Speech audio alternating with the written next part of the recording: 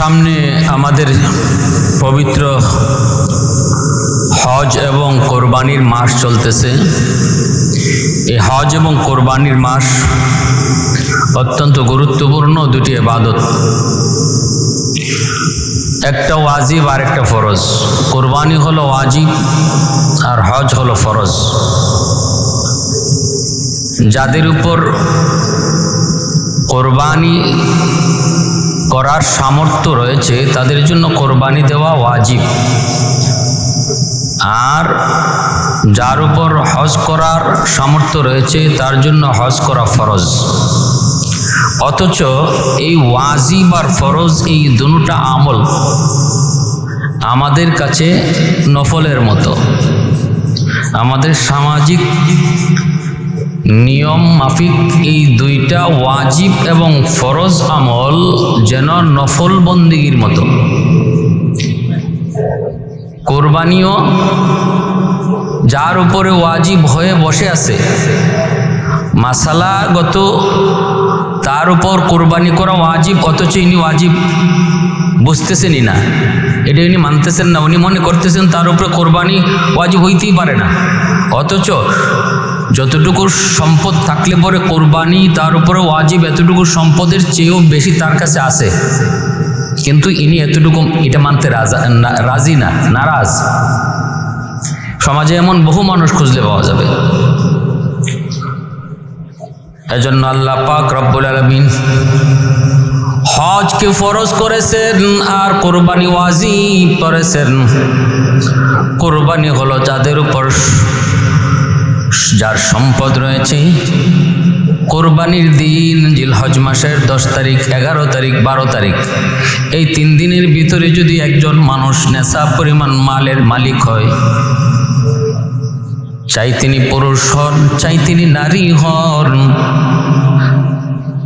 যেই হন না কেন, নারী হন আর পুরুষ হন, যদি 3 দিনের ভিতরে কোনো এক সময় তার কাছে নেশাব পরিমাণ মালের মালিক কোনো এক পন্থায় তিনি হয়ে যান, তখনই তার উপর কোরবানি দেওয়া ওয়াজিব। 52.5 তোলা রূপার দাম বর্তমান হিসাব যদি করা হয় তাহলে 1 লক্ষ টাকা চেয়ে কিছু বেশি, মিনিমাম 1,05,10 হাজার টাকা। এতটুকু টাকা, এতটুকু সম্পদ যদি কোনো মানুষের কাছে কোরবানির জিলহজ মাসের 10, 11 আর 12 3 দিনের ভিতরে যদি 1 লক্ষ টাকার সমপরিমাণ সম্পদ কারো হাতে আসে, চাই তিনি পুরুষ হন চাই তিনি নারী হন, টাকা হোক, সম্পদ হোক, স্বর্ণ হোক, যে কোনোভাবে যদি এতটুকু সম্পদ কারো হস্তগত হয়, তিনি মালিক হন, তখনই তার উপর কোরবানি দেওয়া ওয়াজিব হয়ে যায়। মনে করেন একজন নারীর কাছে 1 ভরি স্বর্ণ আছে, 1 ভরি স্বর্ণ, আর যদি তার হাতে 10,000 টাকা অথবা 5,000 টাকার মতো টাকা যদি কোনো সমিতিতে অথবা কোনো ব্যাংকে অথবা তার কাছে জমানো থাকে, তাহলে এই 1 ভরি স্বর্ণের হিসাবটা তখন রূপার হিসাবে চলে আসবে। সরাসরি স্বর্ণের হিসাবে থাকে না, তখন সেটা রূপার হিসাবে চলে আসে। 52.5 তোলা রূপার দাম, এই দাম হিসাব করলে যেই টাকা হয়, মনে করেন 1 লক্ষ টাকা, 2,000 টাকা বড়িও যদি রূপার বড়ি ধরা হয়, তাহলে 52.5 তোলা রূপার বড়ির দাম 1 লক্ষর চেয়ে সামথিং বেশি, মনে করেন 1,10,000 টাকা। এতটুকু টাকা কোনো মহিলার কাছে অথবা পুরুষের কাছে থাকলেই তো তার উপর ওয়াজিব কোরবানি দেওয়া। তাহলে একজন মহিলার 1 ভরি স্বর্ণ যদি থাকে, বর্তমানে 1 ভরি স্বর্ণের দাম 1 লক্ষ, 2 লক্ষ, ফোনে 3 লক্ষ, তাহলে 1 ভরি স্বর্ণ মহিলার, কিন্তু 5 থেকে 10,000 টাকা তার কাছে যদি অতিরিক্ত জমা থাকে, যে টাকাটা খরচ না করলেও তার চলতেছে সংসার, এই টাকাটা থাকার কারণে তখন এই 1 ভরি স্বর্ণের দাম রূপার হিসাবে চলে আসবে। রূপার হিসেবে চলে আসবে। তখন দেখা যাবে কি তার এক ভরি স্বর্ণের দাম এরকম প্রায় 3.5 লাখ টাকা। 3.5 লাখ টাকা তার কাছে আছে, আর এদিকে 52.5 তোলা রূপার দাম মাত্র 1 লাখ টাকা। তো 1 লাখ টাকা হইলেই যেখানে তার উপর কোরবানি ওয়াজিব হয়ে যায়, সেখানে তার এক ভরি স্বর্ণ আরো 5-10 হাজার টাকা মিলানোর দ্বারা তার 3 লাখ টাকা হয়ে যেতেছে। এমন হিসাব করলে পরে আমাদের দেশের কত মহিলার উপর কোরবানি ওয়াজিব এখন হিসাব করেন। এক ভরি আধা ভরি স্বর্ণ নাই এমন কোন মহিলা আছে? আবার এই শুধু স্বর্ণ যদি থাকতো তাহলে এক হিসাব, 7.5 ভরি স্বর্ণ লাগবে শুধু স্বর্ণ। কিন্তু না, অনেক মহিলা মা বোনদের কাছে শুধু স্বর্ণ আছে তা না, তার কিছু টাকাও আছে, তার মোহরের টাকা আছে, অথবা কারো কাছে লগ্নি লাগানো টাকা আছে, অথবা সে ব্যাংকে ফালায় রাখছে, অথবা কোনো সমিতিতে টাকা ফালায় রাখছে। এই যে 5-10 হাজার টাকা ফালায় রাখছে, বেশি টাকা লাগবে না, 5-10 হাজার টাকা, ওই টাকাটার কারণে তার এই স্বর্ণটা তখন 7.5 ভরি স্বর্ণের হিসাবে যাওয়া লাগবে না, তখন 52.5 তোলা রূপার হিসাবে চলে যাবে। এই মাসালাটা কয়জন বুঝে? না বুঝার কারণে অনেক মহিলারা কয় আমার তো 7.5 ভরি স্বর্ণ নাই, আমার আছে মাত্র 1 ভরি 2 ভরি, আমার উপর কেন জাকাত ওয়াজিব হবে, ফরজ হবে, আমার উপর কেন কোরবানি ওয়াজিব হবে? এজন্য এই দুইটা ইবাদত আমাদের কাছে অনেক অবহেলার শিকার। কোরবানি ওয়াজিব অথচ কোরবানি করতেছে না এমন অনেক নারীও আছে, অনেক পুরুষও আছে। আল্লাহ রসুল বলেন যার উপরে কোরবানি ওয়াজিব অথচ সে কোরবানি করলো না, ফালা ইয়াকরুবান্না মুসাল্লানা। রসুল কত বড় ধমকি দিয়েছেন। আল্লাহ রসুল বলেন সে যেন ঈদের নামাজে না আসে। কোরবানি ওয়াজিব অথচ কোরবানি করলো না, রসুল বলেন সে যেন ঈদুল আজহার জামাতের নামাজে না আসে, সে যেন ঈদগাহে না আসে। আল্লাহ রসুলের ধমকিটা কত বড়, অথচ কই আমরা তো এইগুলা বুঝি না, মানি না। আমরা এটা খামখেয়ালি বানাই ফেলছি। কোরবানি দেওয়াটা সওয়াব, না দিলে গুনাহ নাই। যেমন হজের বিষয়টা আমরা অনেকে মনে করি হজ এটা বড় লোকের কাম, এটা বড় লোকদের ব্যাপার, এটা করলে সওয়াব আছে, না করলে গুনাহ নাই। মোটেও না, এগুলা আমাদের নিজস্ব বানানো ফতোয়া, এগুলা কিতাবের ফতোয়া না। যার উপরে হজ ফরজ তার জন্য নামাজ যেমন ফরজ, রোজা যেমন ফরজ, এরকম তার জন্য হজ করাটাও ফরজ। এটা কোনো ঐচ্ছিক বিষয় না, বুড়া বয়সে কর্ম নেই। যে বছর হজ ফরজ এই বছরই যেতে হবে। আল্লাহ রসুল বলে যে হজ ফরজ হয়েছে অথচ হজে গেল না, সে যে মুসলমান হইয়া মরবে না এটা আমি নবী নিশ্চিত। সবে সে ইহুদি হইয়া মরতে পারে অথবা নাসারা হইয়া মরতে পারে, এটা আমি জানি না। রসুল বলেন ফালা ইয়ামুতা ইয়াহুদিয়্যা ওয়ালা নাসরানিয়া, সে ইহুদি হয়ে মরল নাকি নাসারা হয়ে মরল এই ব্যাপারটা আমি রসুল সঠিক জানি না, তবে সে যে মুসলমান হয়ে মরে নাই এটা নিশ্চিত। হজ ফরজ হওয়ার পরে কেউ হজ করলো না, সে মুসলমান হয়ে মৃত্যুবরণ করে না। কোরবানি ওয়াজিব হওয়ার পরে যে কোরবানি করলো না, ওই খামখেয়ালি করলো যে না এটাও বড় লোকের কাম, এটা আমার কাম না, অথচ তার উপরে কোরবানি ওয়াজিব। আল্লাহ রসুল কয় সেজন্য ঈদের নামাজে না যায়। এবার বুঝেন কত বড় ধমকি। এজন্য আমার ভাইরা বন্ধুরা, যুবক খেয়াল করে মনোযোগ দিয়ে শোনেন, হজের মাস কোরবানির মাস। কোরবানির মাধ্যমে আল্লাহর একজন বান্দা আল্লাহর প্রতি নিকটে যায়। কারণ কোরবানিটা শুধু কোরবানি নয় রে যুবক, এই কোরবানিটা হলো আল্লাহর সামনে কঠিন এক পরীক্ষার স্মৃতি। কি ছিল সেই স্মৃতি? ইব্রাহিম খলিল, আল্লাহ পাকের বন্ধু ইব্রাহিম খলিলের উপর পরীক্ষা শুরু হলো। একে একে পরীক্ষা দিতে লাগলেন। কঠিন থেকে কঠিন পরীক্ষা ছিল। আদরের কলিজার টুকরা সন্তান ইসমাইলকে আমি আল্লাহর নামে কোরবানি দাও। বাবার হাতে সন্তানের কোরবানি, পৃথিবীতে এমন কোনো বাবা নাই গো যেই বাবা এমন এক পরীক্ষা দিতে পারে। কিন্তু আল্লাহর খলিল ইব্রাহিম বৃদ্ধ বয়সে সন্তান পাওয়ার পর ফেরেশতারা আল্লাহর কাছে বলেছিলেন, মালিক তুমি যারে খলিল বলেছ, তুমি যারে বন্ধু বানাইছ, মনে হয় ইব্রাহিম এখন তোমার চেয়ে তার সন্তানের প্রতি তার মায়া বেড়ে গেছে। কারণ বৃদ্ধ বয়সে যে সন্তান পায়, এই সন্তানের প্রতি তার দরদ, সন্তানের প্রতি ভালোবাসা সেটা হওয়াটাই স্বাভাবিক। মালিক মনে হয় ইব্রাহিম সন্তান ইসমাইলকে এখন তুমি আল্লাহর চেয়েও বেশি ভালোবাসে। আল্লাহ কই হতে পারে না, আমি আমার বন্ধু ইব্রাহিমকে খলিল উপাধি এমনি এমনি দেই নাই, পরীক্ষার মাধ্যমে আমি তারে দিয়েছি। তাহলে তোমরা কি তাও দেখতে চাও? বলে হ মালিক, দেখতে চাই। তোমার মহব্বত বেশি নাকি ইসমাইলের মহব্বত বেশি? এবার আল্লাহ কয় খলিল লব্বাইক ইয়া মালিক, লব্বাইক ইয়া রব্বে করিম। খলিল, আমার মায়া বেশি না ইসমাইলের মায়া বেশি? ও মালিক, তোমার মায়া বেশি, তোমার প্রতি ভালোবাসা বেশি। আল্লাহ বলেন পরীক্ষা দিতে পারবানি? কই মালিক, যদি চাও পরীক্ষা দিতেও প্রস্তুত। এবার আল্লাহ পাক কয় তাহলে ইসমাইলকে কোরবানি দাও আমি আল্লাহর নামে। স্বপ্ন যুগে আল্লাহ পাক ইসমাইলকে কোরবানি করার আদেশ আল্লাহ স্বপ্ন যুগে দিলেন।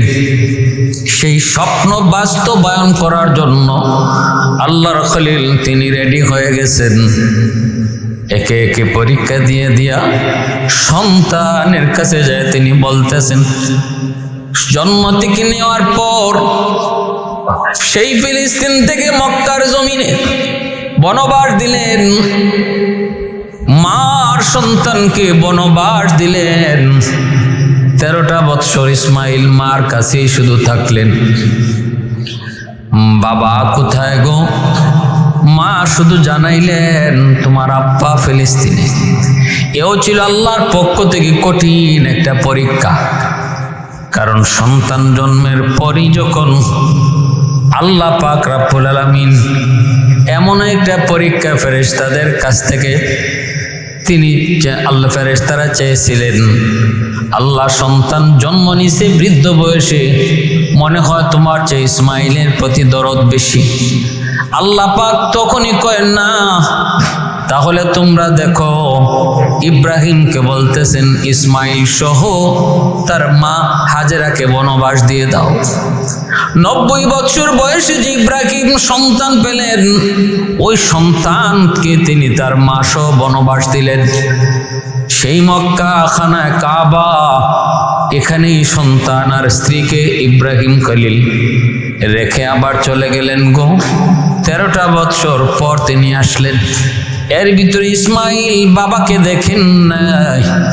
13 বৎসর পর তিনি বাবার সাক্ষাৎ পেলেন।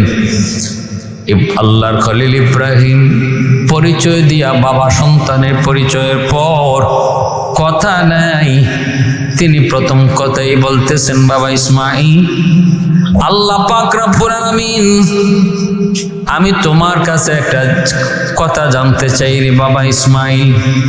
স্বপ্নে দেখেছি ইন্নী আরা ফিল মানামি আন্নী আযবাহুকা ফানজুর মাযা তারা। স্বপ্নে দেখেছি আমি তোমাকে জবাই করি, কুরবানি করি, এই ব্যাপারে তোমার মতামত কি? আল্লাহর খলিল ইব্রাহিম তিনি তো চাইলেন সন্তান কেমন বাবার মতো হইল কিনা এটা পরীক্ষা নেওয়ার জন্য তিনি তার অনুমতি চাইছেন। যেমন বাবা তেমন সন্তান। ইসমাইল 13 বৎসরের সন্তান। ইসমাইল কয়, আব্বা আপনি তো আল্লাহর বন্ধু, আপনার আল্লাহর খলিল, আল্লাহর পয়গম্বর। নবীদের স্বপ্ন সব সময় সত্য হয়, নবীদের স্বপ্ন কখনো মিথ্যা হয় না গো বাবা। অতএব আপনি যা স্বপ্নে দেখেছেন এটা আল্লাহর পক্ষ থেকে ওহী। ও বাবা আপনি দেরি করবেন না, আমাকে আপনি ধৈর্যশীলদের অন্তর্ভুক্ত পাবেন, আমি অধৈর্য হব না। আপনি যেভাবে চান, আমার মালিক যেভাবে চাইছেন ওইভাবেই আপনি আমাকে কোরবানি করেন গো। আমাকে আপনি কখনো অধৈর্যশীলদের অন্তর্ভুক্ত পাবেন না, আমি ধৈর্যশীলদের অন্তর্ভুক্ত। সাতাজিদুনি ইনশাআল্লাহু মিনাস সাবিরিন। সময় আপনি আমাকে ধৈর্যশীলদের অন্তর্ভুক্ত পাবেন, অধৈর্য হব না। তবে গো বাবা, আমাকে আপনি যখন জবাই করবেন আপনার চোখটা আপনি বেঁধে নিয়েন, কারণ আমার চেহারার দিকে তাকাইলে আপনার মায়া লাগবে। আর আমাকে যখন জবাই করবেন গো, আপনি আমার হাত পাগুলা বেঁধে নিয়েন, কারণ জবাই করার সময় মুরগি যেমন ছটফট ছটফট করে, ওইভাবে হয়তো আমার হাত পাগুলি নাচানাচি করবে। যদি আপনার দেহে লাগে গো, তাহলে বেয়াদবি হবে বাবা। এজন্য হাত পাগুলি রশি দিয়ে বেঁধে নিয়েন। 3 নম্বর হলো রক্ত মাখা জামাগুলি আমার মার কাছে নিয়ে আপনি দিয়েন, কারণ জন্মের পর থেকে আজকে 13টা বৎসর আমি মাকে দেখে দেখে বড় হয়েছি, মার আদর পেয়ে পেয়ে বড় হয়েছি। আমি আপনার আদর পাই নাই, মার কাছে আমি বাবার আদর, মায়ের আদর পেয়েছি। আজকে আমার মা জানে না তার কলিজার টুকরা সন্তান আজকে মিনার মাঠে জবাই হবে। এজন্য গো বাবা বলতেছি, মাকে সান্ত্বনা দেওয়ার জন্য কিছুই থাকবে না, শুধু আমার রক্ত মাখা জামাগুলি নিয়ে একটু দিয়েন। আমার জামাটা হাতে নিয়ে যেন মা একটু সান্ত্বনা পেতে পারে। ये दिल तो दिल नहीं है जिस दिल में तो नहीं, ये गुल तो गुल नहीं है जिस गुल में वो नहीं।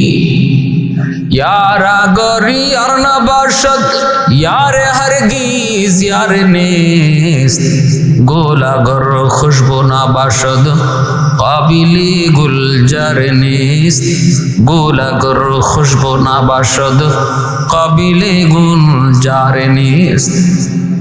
ভাইরা বন্ধুরা, এই 3টা কথা কইয়া ইব্রাহিম ইসমাইলকে মাটিতে শুয়ে ছুরি চালাইয়া দিলেন। আল্লাহু আকবার করে ছুরি চালাইয়া দিলেন, কিন্তু ছুরি তো চলে না, ছুরি চলে না, ধার দেয় না, ধার কাটে না। কারণ কি? কারণ হলো আল্লাহ পাক রব্বুল আলামিন ছুরিকে ডাক দিয়ে কয়, রে ছুরি, তোর মালিক কি? কয়, মালিক তুমি। এ ছুরি সাবধান, আমার ইসমাইলের একটা পশম পর্যন্ত তুই জ্বালাবি না, পশম পর্যন্ত তুই কাটবি না। কারণ আমি দেখতেছি আমার ইব্রাহিম কই পর্যন্ত যায় আমারে খুশি করার জন্য। আমি আল্লাহ দেখতেছি আমার ইসমাইলও আমাকে খুশি করার জন্য কই পর্যন্ত যায়। সাবধান, আইতে আইতে চূড়ান্ত জায়গাতে আইছে ছুরি, সাবধান, আমার ইসমাইলের একটা পশমও কাটবি না তুই। আল্লাহর আদেশ পাওয়া মাত্রই এত ধারালো ছুরি ইসমাইলের পশম কাটে না। আল্লাহু আকবার কয়ে ছুরি চালায়, ছুরি কাটে না। এবার ইসমাইল বলতেছে, বাবা মনে হয় আপনি ছুরিতে ধার দেন নাই, আপনি মনে হয় ছুরিতে ধার দেন নাই। বাবা গো, ছুরিটা একটু ধার দেন। তিনি গুসায় পাথরে উড়াই মারলেন। ছুরিটা এত ধারালো ছিল, ধারের কারণে পাথরটা পর্যন্ত দ্বিখণ্ডিত হয়ে গেছে। এইবার ইব্রাহিম জিজ্ঞেস করে, ছুরি তোর ধারের কারণে যদি পাথর দ্বিখণ্ডিত হয়ে গেল, তুই আমার ইসমাইলের গলা কেন কাটতে পারো না? তাফসীরের কিতাবে এসেছে, সাথে সাথে আল্লাহ পাক ছুরির জবান খুলে দিয়েছেন। ছুরি তখন ডাক দিয়া বলতেছে, খালিল, আপনি আমাকে একবার আদেশ করেছেন ইসমাইলকে কাটার জন্য, আর আমার মালিক 100 বার আমাকে নিষেধ করে ইসমাইলকে কাটার জন্য। আল্লাহু আকবার। আপনি বলেছেন একবার কাটার জন্য, আর আল্লাহ আমাকে 70 বার নয় 100 বার বলেছে আমি যেন না কাটি। আমি কার কথা রাখবো? আপনার কথা নয়, আমি আমার মালিকের কথাটাই রাখতেছি। প্যারা বন্ধুরা, এরপরে যখন আল্লাহু আকবার কই আবার চালাইলেন, আল্লাহ পাক কই, জিব্রাইল, মালিক লাব্বাইক, তাড়াতাড়ি করে জান্নাতি দুম্বা লইয়া ইব্রাহিমের কাছে যাও, ইসমাইলকে সরাইয়া তুমি জান্নাতি দুম্বা নিচে দিয়ে দাও। আমার ইব্রাহিম তো ছুরি চালায়া দিছে, এই যে ছুরি চালায়া দিছে, এখন ছুরিকে কাটার নির্দেশ আমি আল্লাহ দিয়ে দিছি। এতক্ষণ পর্যন্ত ছুরির উপর নিষেধ ছিল, এখন আমি বলছি তুমি কাটো। কিন্তু এই ছুরি ইসমাইলের গলায় লাগার আগে আগে জান্নাতি দুম্বা তুমি তার নিচে নিয়ে পৌঁছাও। কোথায় আছো? সপ্ত আকাশের উপর। কেমনে যাব আমি আল্লাহ জানি না, তবে ছুরি ইসমাইলের গলায় পৌঁছার আগে আগে ইসমাইলকে সরায়া জান্নাতি দুম্বা পৌঁছানো লাগবে। এজন্য জিব্রাইল আমিন বলেন, পৃথিবীতে 3 বার আমি কেমনে এসেছি জানি না, এত দ্রুত আমি 3 বার দুনিয়াতে এসেছি। আর কোন সময় আমি এত দ্রুত আসি নাই। 3টা সময়ের ভিতরে একটা হলো ইব্রাহিমের ছুরিও চলে ইসমাইলের গলা কাটার জন্য, আর আমি জিব্রাইল ও 7 আকাশের উপর থেকে জান্নাতি দুম্বা লইয়া জমিনে আসি। ছুরি গলায় লাগার আগে আগে আমি জিব্রাইল আমার যতগুলি ক্ষমতা ছিল, যতগুলি ডানা ছিল গো, সবগুলি ডানা একসাথে ব্যবহার করে মুহূর্তের ভিতরে ইসমাইলকে সরায়া জান্নাতি দুম্বা নিচে শোয়া দিছি। ইব্রাহিমের ছুরি চলছে, গজ গজ করে কাটার আওয়াজ হচ্ছে। ইব্রাহিমের চোখ তো বাধা, তিনি তো আল্লাহু আকবার আল্লাহু আকবার কয়ে চিৎকার দিয়ে উঠলেন। ইসমাইলের গলা কাটছে, ইব্রাহিমের তো খবর নাই। এই কাটা তো ইসমাইলের গলা কাটা নয়, এই কাটার আওয়াজ তো হলো জান্নাতি দুম্বার গলা কাটার আওয়াজ। এই খবর তো ইব্রাহিমের নাই গো, কারণ তার চোখ বাঁধা। যখনই তিনি কইছেন আল্লাহু আকবার আল্লাহু আকবার, ভাইরা বন্ধুরা, যখনই কইছেন আল্লাহু আকবার, তখনই দেখা যায় দুম্বা তার কাটা হয়ে গেছে। চোখটা খুলছে, চোখটা খুইলা দেখেন পাশেই দাঁড়ায় আছে ইসমাইল, আর নিচে জান্নাতি দুম্বা এরকম জবাই হয়েছে। জিব্রাইল আলাইহিস সালাম ইসমাইলকে নিয়ে দাঁড়ানো। ইব্রাহিম আলাইহিস সালাম তখন আবার গিয়া সন্তানকে ধরছে, ডাক দিয়া, গো বাবা আয়, কি থেকে কি হয়ে গেল বাবা আয়, তোরে তো কাটতে পারলাম না। ইসমাইল রেডি হয়েছেন, যখনই সন্তানকে যে টান দেয়, জিব্রাইল টান দিয়ে আটকায় কয়, ও আল্লাহর খলিল, আর ইসমাইলের গলায় ছুরি চালানো লাগবে না। আপনি আল্লাহর দেওয়া পরীক্ষায় 100 পাশ করেছেন, আপনি জবাই করেছেন দুম্বা, কিন্তু আল্লাহর আদালতে জবাই হয়েছে ইসমাইল। তখন থেকে আল্লাহ পাক ইসমাইলের নাম রেখে দিলেন জবিহুল্লাহ, ইসমাইল জবিহুল্লাহ। অতএব আপনার আর কাদ সাদ্দাকতার রুইয়া ইন্না কাযালিকা নাজিল মুহসিনিন, আপনি স্বপ্ন বাস্তবায়ন করেছেন, পরীক্ষায় পাশ করেছেন। অতএব আজকের এই কোরবানি, গরু কোরবানি, এটা গরু কোরবানি নয়, এটা হলো আল্লাহর মহব্বত কার দিলে কি পরিমাণ আছে এর পরীক্ষা। আমার কি দুনিয়ার মহব্বত অন্তরে বেশি, নাকি আল্লাহর মহব্বত বেশি? সন্তানের মহব্বত বেশি নাকি আল্লাহর মহব্বত বেশি? জমি জমার মহব্বত বেশি নাকি আল্লাহর মহব্বত বেশি? চেয়ারম্যানের চেয়ারের মহব্বত বেশি নাকি আল্লাহর মহব্বত বেশি? এর পরীক্ষা হলো কোরবানি। সন্তানের প্রতি বাবার মহব্বত দুনিয়ার সবচেয়ে বড় মহব্বত। সেই মহব্বতের কোরবানিতে ইব্রাহিম তিনি পরীক্ষায় পাশ করেছেন। আল্লাহ তামাম দুনিয়ার সমস্ত মুসলমানকে সেই স্মৃতি স্মরণ করায় কয়, তুমি জবে করতেছো তুমি গরু, জবে করতেছো তুমি ছাগল, কিন্তু মনে রেখো এটা মূলত গরু ছাগল জবাই করার কোরবানি নয় গো। এই কোরবানি ছিল বাবার হাতে সন্তানের জবাই হওয়ার কোরবানি। একজন বাবা তার সন্তানকে জবাই করেছিল আল্লাহকে খুশি করার জন্য, সেই কোরবানি তুমি আজকে করতেছো। অতএব এটা পশু জবাইয়ের কোরবানি না, এটা মনের ভিতরে যে আল্লাহর প্রতি, আল্লাহর সাথে অবাধ্যতা বা আল্লাহর থেকে তোমার বিমুখতা ছিল, বা তোমার অন্তরের ভিতরে যে একটা পশু আছে, ওই পশুটারে মূলত জবাই করতেছো। আল্লাহ মূলত গরু আর ছাগলের জবাইটা দেখে না, আল্লাহ দেখে মানুষের মনের ভিতরে যে একটা পশু আছে, ওই পশুটারে কে জবাই করলো, এই জিনিসটাই আল্লাহ পাক কোরবানিতে দেখেন। লা ইয়ানালাল্লাহু লুহুমহা ওয়ালা দিমাউহা ওয়ালাকিন ইয়ানালুহু তাকওয়া মিনকুম। তুমি কত লক্ষ টাকার গরু জবাই করেছো, এটা আল্লাহ দেখে না, আল্লাহ পাক দেখে কার মনের ভিতরে পশুটারে জবাই করেছে।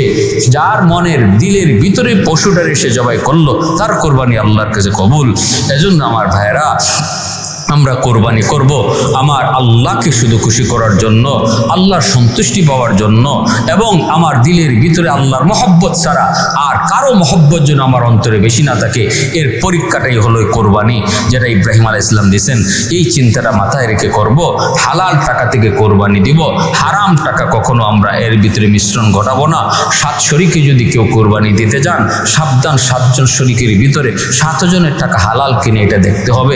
একজনের টাকা যদি হারাম হয়, একজন যদি কোনো সুদী প্রতিষ্ঠানে চাকরি করেনেওয়ালা কোনো লোক শরিকদার থাকে, তাহলে তার কারণে 7 জনের কোরবানি বাতিল হয়ে যাবে। এজন্য শরিকানা কোরবানি খুব সেন্সিটিভ বিষয়। শরিকানা কোরবানি দিতে গেলে 7 জন লোক আল্লাহওয়ালা, দিনদার, হালাল পথে কামাই করেনেওয়ালা এটা দেখতে দিতে হবে। একজনের কারণে বাকি সবার কোরবানি বাতিল হয়ে যাবে। আপনার তৌফিক হয় না, আপনি একটা ছাগল কোরবানি করেন, একা দেন, তাও শরিকে যায়েন না। কারণ আমি আমার দিলের হালত জানি, আরেকজনের দিলের অবস্থা আমি কেমনে জানবো, এটা তো আল্লাহ ভালো জানেন। অথবা আমি আমারটা জানি, আমি গরু গুস খাইবাল্লাই কোরবানি দিতেছি, মানুষের কাছ থেকে বদনাম শুনবো এই জন্য কোরবানি দিতেছি, আমার বাচ্চা কাচ্চা কি কইব এই নিয়ে তো কোরবানি দিতেছি, নাকি আল্লাহকে খুশি করার জন্য কোরবানি দিতেছি, এটা আমি আমারটা কইতে পারবো, আরেকজনেরটা কেমনি কইবো? তাহলে তার দায়ভার আমি নিমু কেন? শরিকানা কোরবানি দিয়া এর চেয়ে বরং একটা ছাগল কোরবানি দেন, কোনো অসুবিধা নাই। আপনারও 1 লক্ষ টাকা আপনার কাছে সম্পদ আছে ঈদের দিনে অতিরিক্ত, আপনি 1 লক্ষ টাকা আছে আপনার কাছে, আছে আপনার উপর ওয়াজিব, আপনার স্ত্রীর কাছে আছে আপনার স্ত্রীর উপর ওয়াজিব, আপনার সন্তানের কাছে আছে সন্তানের উপর ওয়াজিব। আমরা অনেক মনে করি যে একজন ঘরের বাপে কোরবানি দিলাইলে সব বাপ, পুত, মেয়ে, ছেলে সবের কোরবানি হয়ে যায়। মোটেও না। নামাজ কি ঘরের একজনে পড়লে হগলের নামাজ আদায় হয়ে যায়? না, নামাজ সবার উপরে ফরজ লাগে। বাপের উপর নামাজ ফরজ, পুতের উপর নামাজ ফরজ, বউর উপর নামাজ ফরজ। একজনে নামাজ পড়লে যেমন সবের নামাজ আদায় হয় না, ঘরের একজনে কোরবানি দিলে সবার কোরবানিও আদায় হয় না। যতজন 1 লক্ষ টাকার মালিক, বাপ যদি মালিক হয় বাপের উপর ওয়াজিব, পুতের যদি মালিক হয় পুতের উপর ওয়াজিব। পুত এবার বিয়া করুক আর না করুক, বিয়ার সাথে কোনো সম্পর্ক না কোরবানির। যদি বিয়া নাও করে আর 1 লক্ষ টাকার মালিক সে থাকে, তাহলে তার উপরেও কোরবানি ওয়াজিব, স্ত্রীর উপরেও কোরবানি ওয়াজিব। অতএব এই পরিমাণ টাকা, এই পরিমাণ সম্পদ, এই পরিমাণ স্বর্ণ যার কাছে থাকবে তার উপরে ওয়াজিব। একজনের কোরবানি দ্বারা 7 জনের কোরবানি আদায় হয় না, যতজন তাদের উপরে ওয়াজিব। হ্যাঁ, এবার কইতে পারেন আপনি 7 নাম আপনি দিয়া দিতে পারেন একটা গরুতে, 7 জনের ঘরে 7 জন সদস্যের নাম দিতে পারেন, কিন্তু নাম দিতে হবে। আল্লাহ রসুল বলে ওয়াজিব হইছে কোরবানি, এরপরও কোরবানি দিবে না, তার ধমকি ফালা ইয়াকরাবান্না মুসাল্লানা, সে যেন ঈদগাহে না আসে। এটা আল্লাহ রসুল দরদি নবী উম্মতের এত বড় কঠিন ধমকি দিচ্ছেন। এতে বোঝা যায় কত বড় কঠিন কবিরা গুনাহ। আল্লাহ আমাদের সবাইকে এই কোরবানির সামনে আসতেছে নিয়ত খালিস রাইখা কোরবানি